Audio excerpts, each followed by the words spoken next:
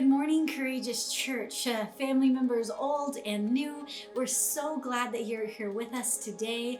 There was something really exciting that happened this last week. Our very own Jocelyn and Theo got married.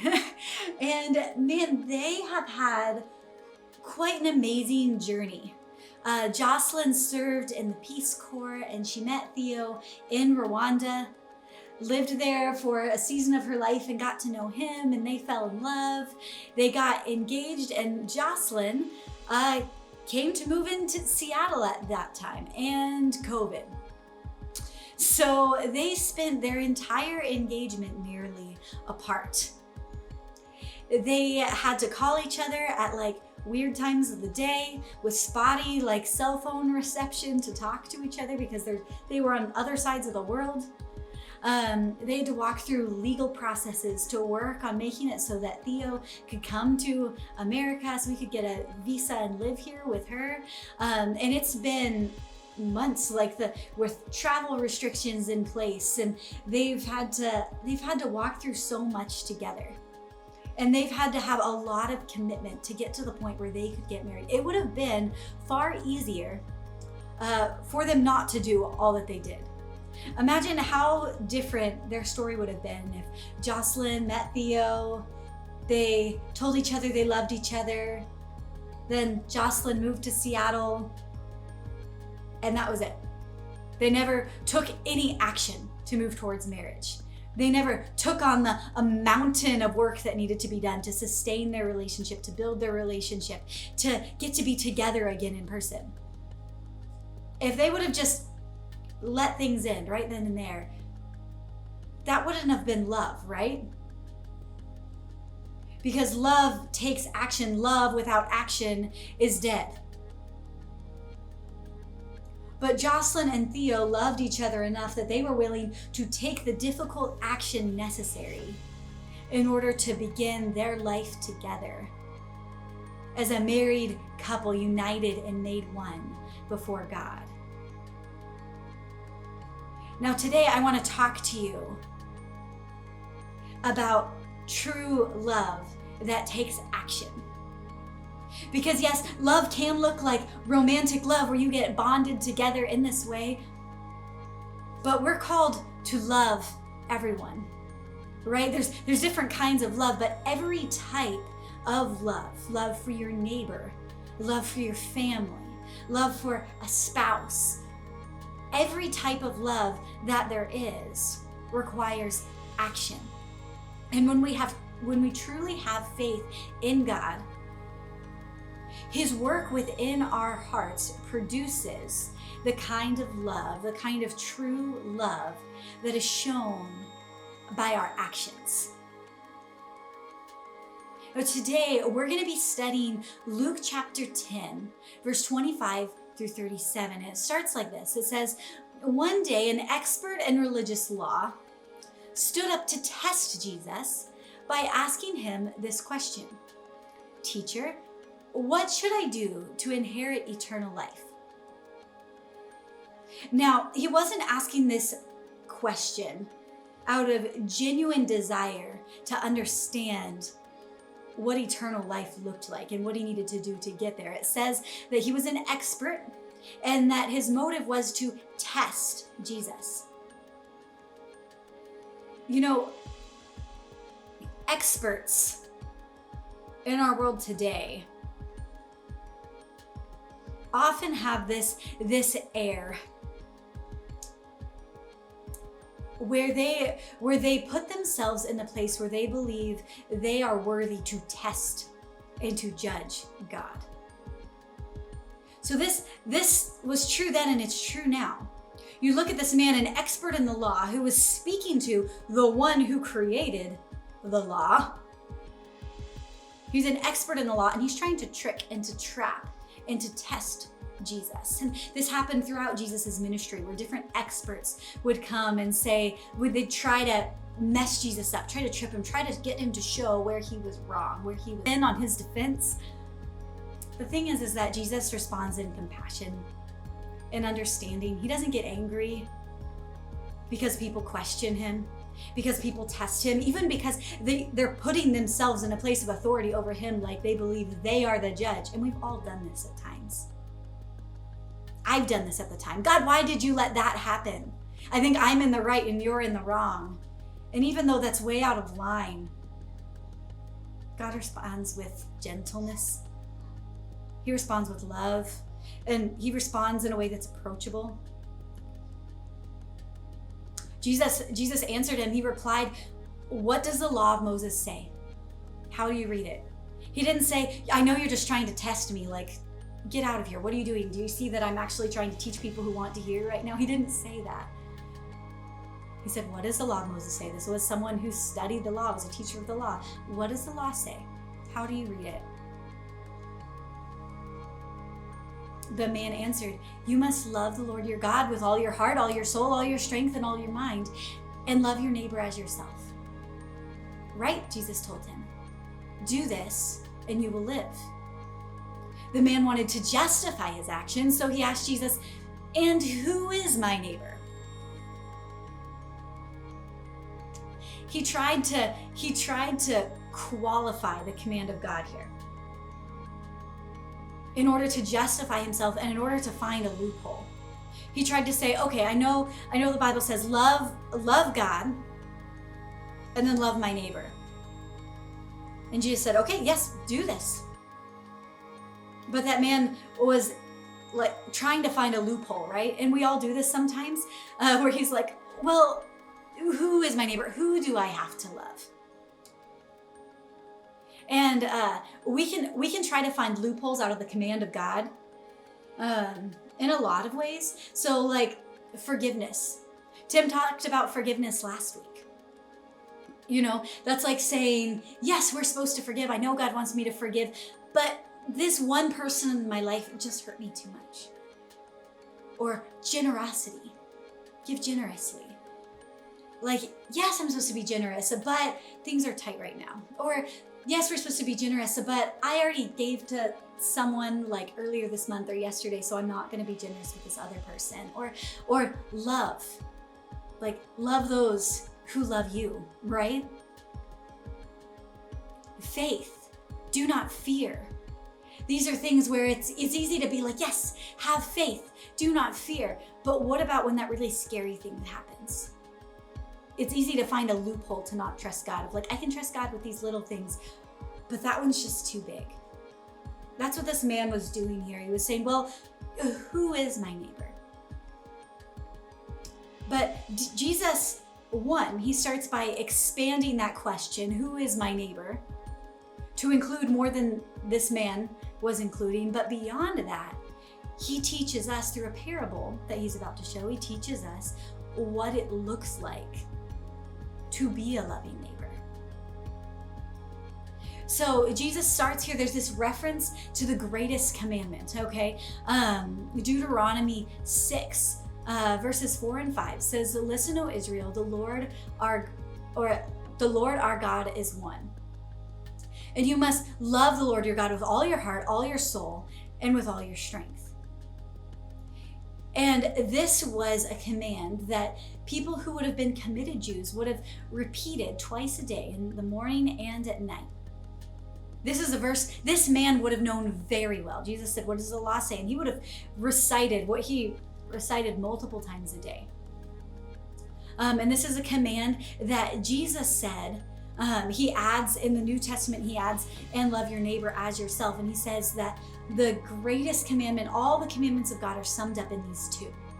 Okay, love the Lord your God with all your heart, soul, mind, and strength. That's first.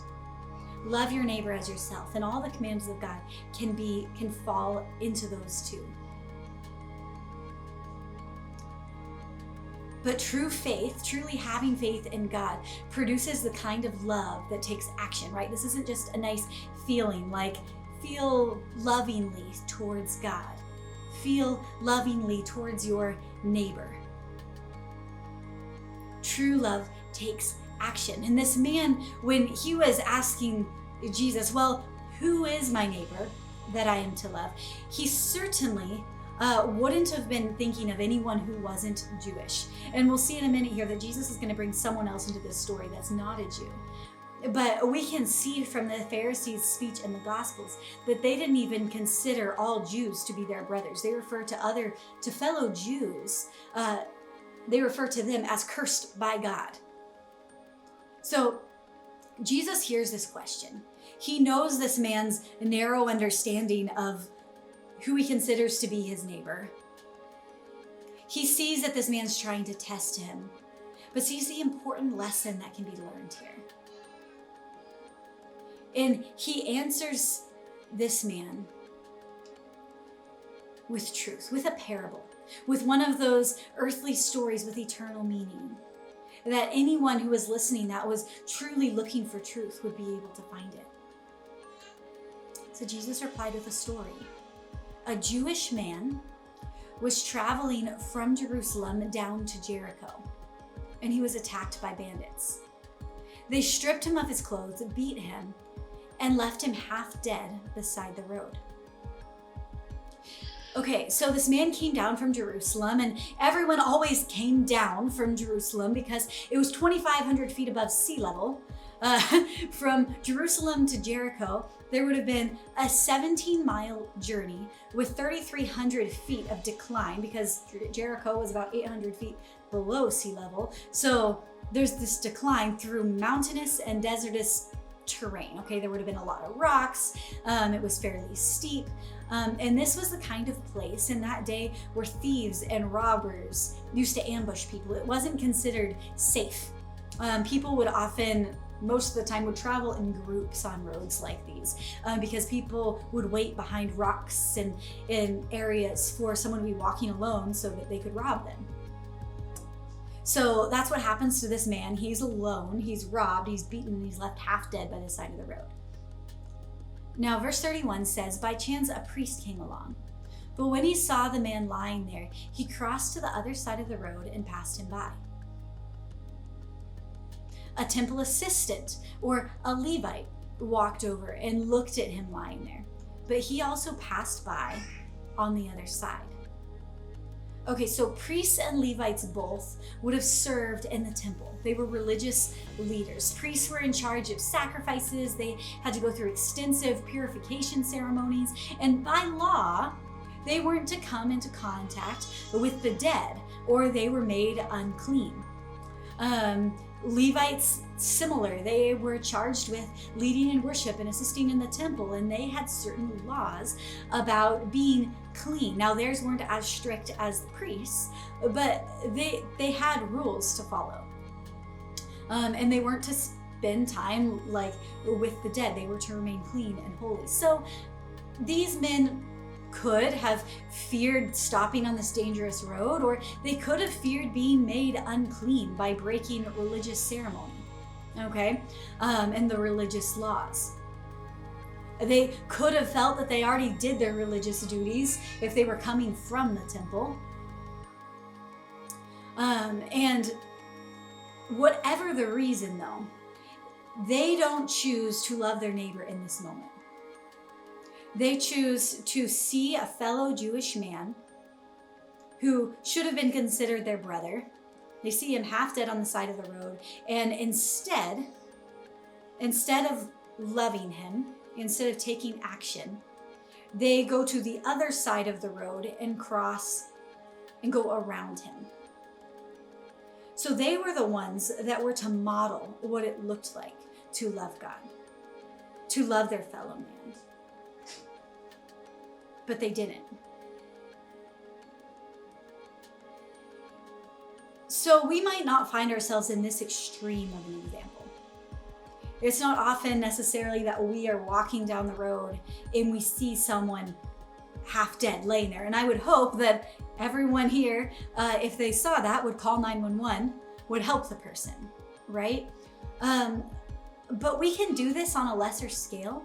What does it look like for us when we pass by on the other side, so to speak? This could look like seeing someone in your newsfeed who's struggling and just like quickly scrolling by, acting like you didn't see that post because it would be inconvenient to respond or you don't want to get involved. It could look like averting your eyes like you're looking at something else when you see someone who doesn't have a home, who's begging, instead of giving like a smile of love, like averting your eyes, like I don't actually see you. It could look like ignoring the text or the message, pretending you didn't read it, trying to put another situation or person out of your mind so that you're not weighed down by their problems. To remind yourself of excuses that justify yourself, like the person who asked the question that led to this story, or like potentially the priest or the Levite who were finding reasons to cross by on the other side. I mean, to say like, oh, well, any other day I'd help, but I'm running late. It can be easy to find loopholes and excuses.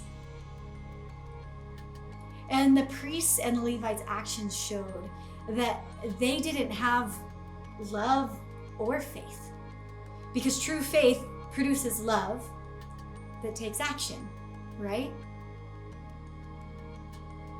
But then let's see what Jesus says here. He says in verse 33, then a despised Samaritan came along.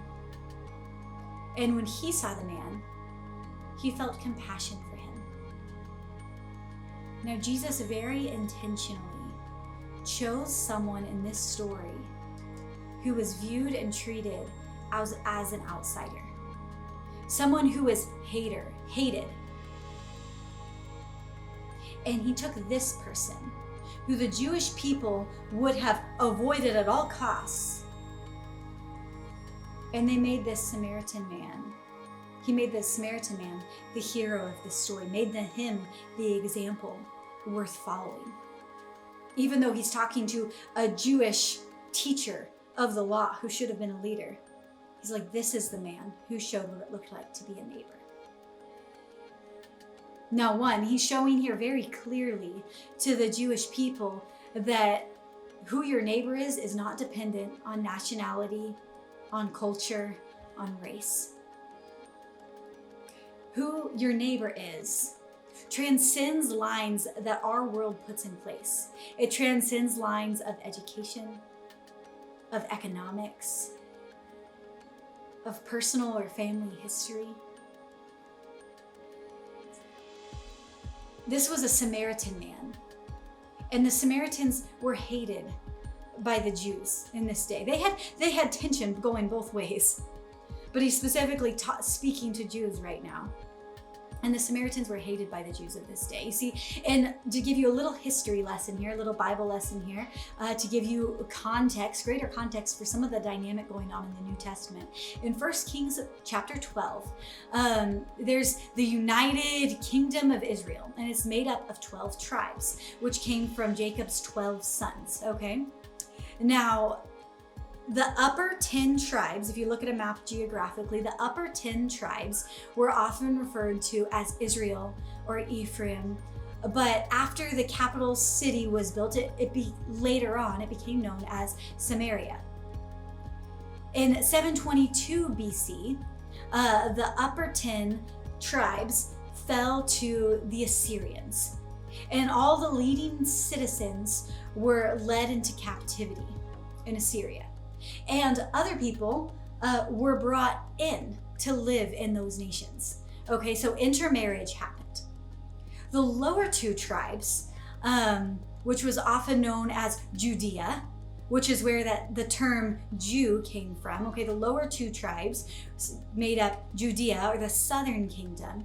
They were eventually conquered by Babylon. And like we had a series earlier this year where we learned about Nehemiah rebuilding the wall. After they were able to come back from captivity in Babylon, they started rebuilding the temple and started rebuilding the walls. Okay, when they started rebuilding the temple, okay, and there's more that going on here than we have time to get into today, but when they started rebuilding the temple, the Samaritans, people from Samaria, offered to help, but their offer to help was rejected for multiple reasons. But their offer to help was rejected. So the Samaritans eventually go and build their own temple in Samaria to worship God on their own.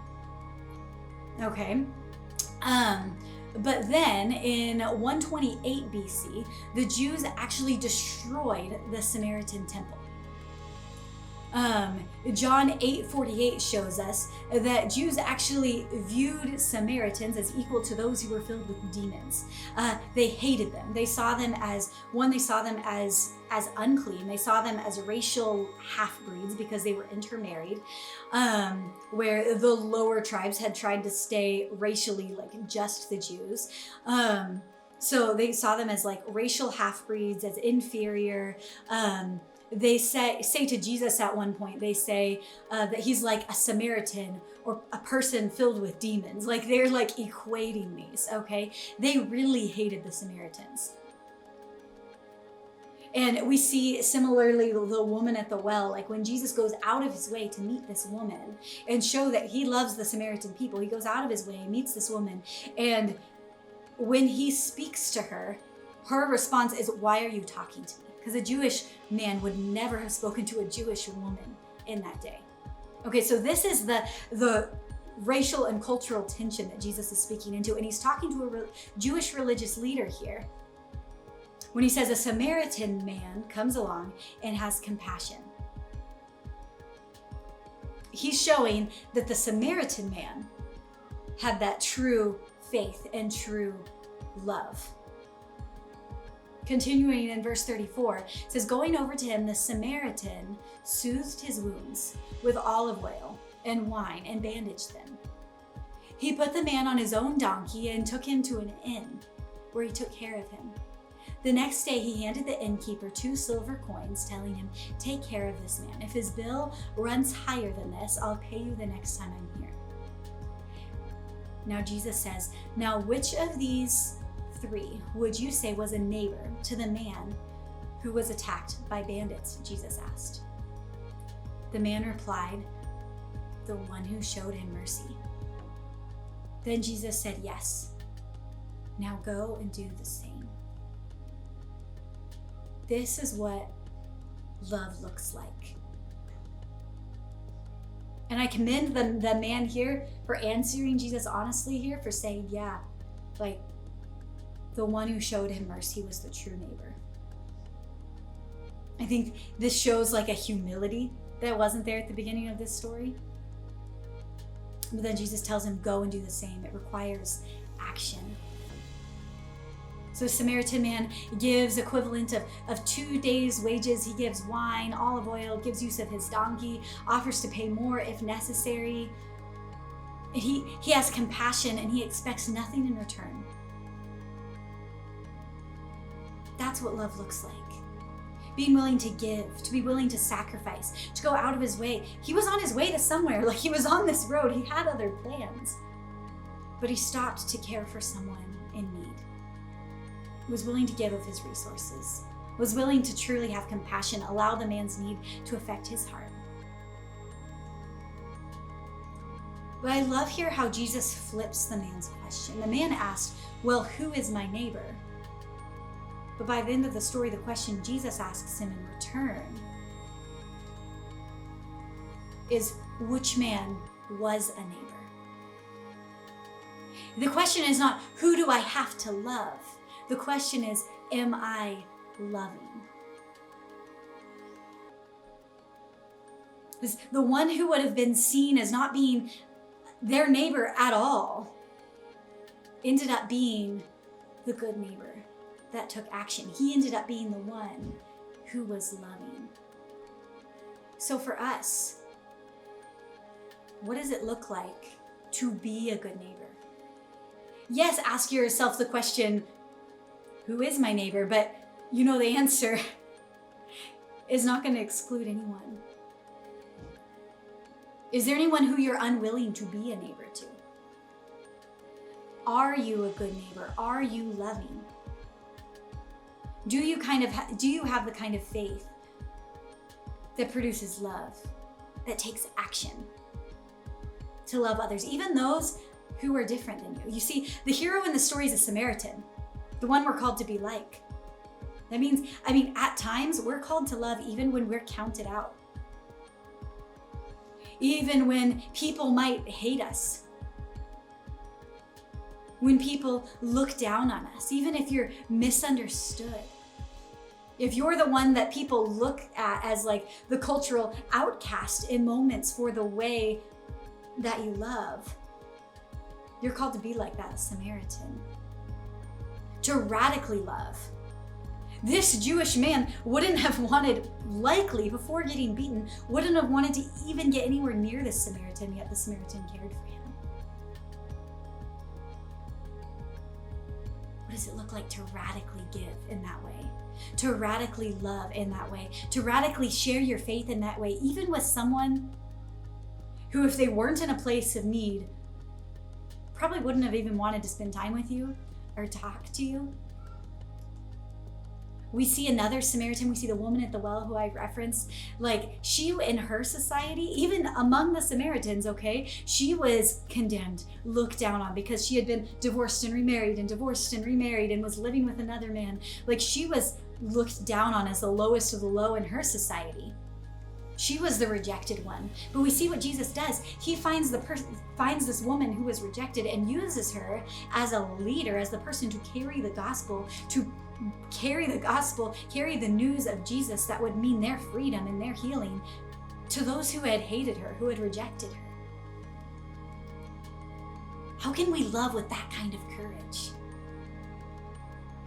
To be like, do you know what? I know like that my family members think this way of me.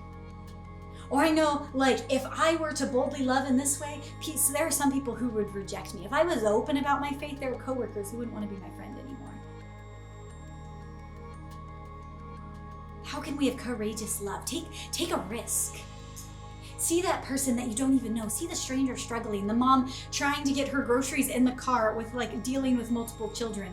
Or see the person, the homeless person sitting next to the road. What would it look like to like go buy a coffee? Go buy 2 coffees and bring them one and sit there and talk with them, hear their story, offer to pray with them. What would that look like? To be that courageous, to be willing to be different, to defy social norms in order to love. We're called to bold love, church.